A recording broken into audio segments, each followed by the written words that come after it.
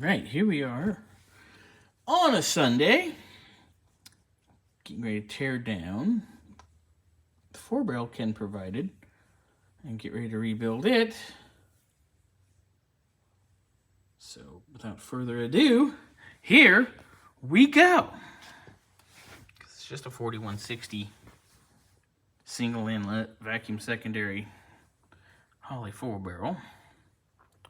So first order of business, get the bowls off, see what we got going on there, get the base plate off, see what we got going on down there, and we'll get ready to give it a little. All right, got all of our bowl screws out of both sides. They were pretty much hand tight.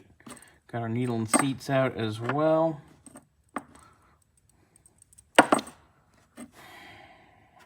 So, pulled the accelerator pump and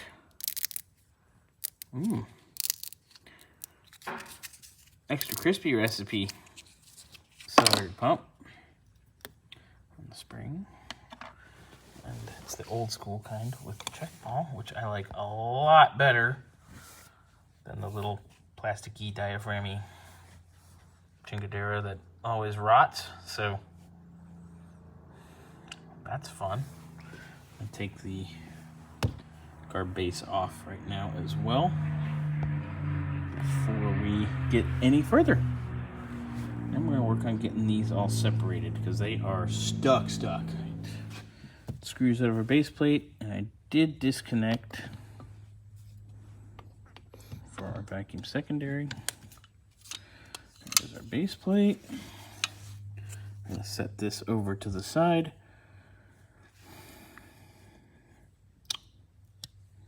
Does not look bad at all. Just needs a little bathy bath. All right, so let's get these damn fuel bowls off next. So getting ready to get the bowls off and the metering block here. You can see in the main body here, well, it looks like somebody attempted to pry that in the past and bent the main body. Be concerned about that sealing. I mean, it shouldn't be a problem, but looks like we found the work of stupid people yet again. I got the primary bowl off. It's actually very, very clean inside, which is good. I'm just gotta scrape this ancient gasket. And there's a little sediment there in the corner. So get that cleaned off and get our float out and get our fuel fitting off. I'm gonna give this baby a little bathy bath. Back here, I was able to get the secondary off as well. That's funny. It's got brass float in the rear and plasticky float in the front. Sediment again in there as well. Pop cover off here. It looks like this was rebuilt at some point and then just sat on the shelf. So we might just get lucky and have just a reseal. Fingers crossed, of course. We shall see. So we'll continue on. We're going to get the metering block off of the front. And get our vacuum diaphragm and our choke assembly off as well. It's cool because it's a hot air choke, which I love.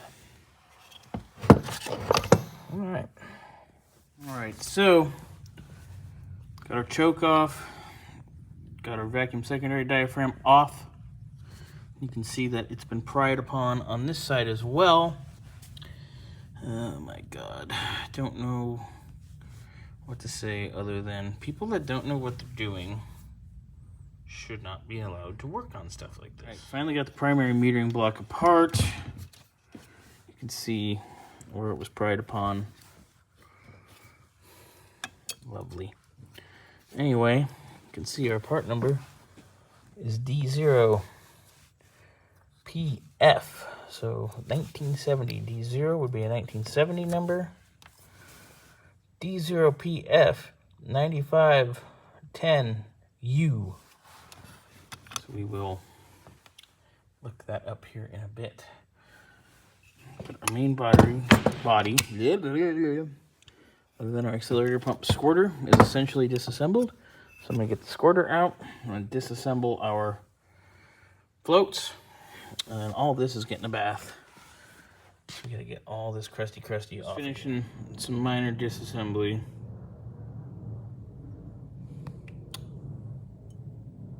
And there's no seals in the idle mixture. Wow. So I got our screws out of our top for our vacuum diaphragm. That baby's stuck. It's usually with the spring and everything in there, it pops right out. So I'm gonna get this apart. I also need to get this apart, and then it's bath time for baby. This definitely confirms, because that came apart so easily, that this has been apart and cleaned and then put back together, and then it just sat.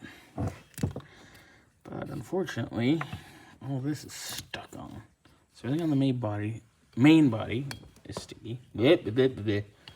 So get it apart, get it in the bath next go around.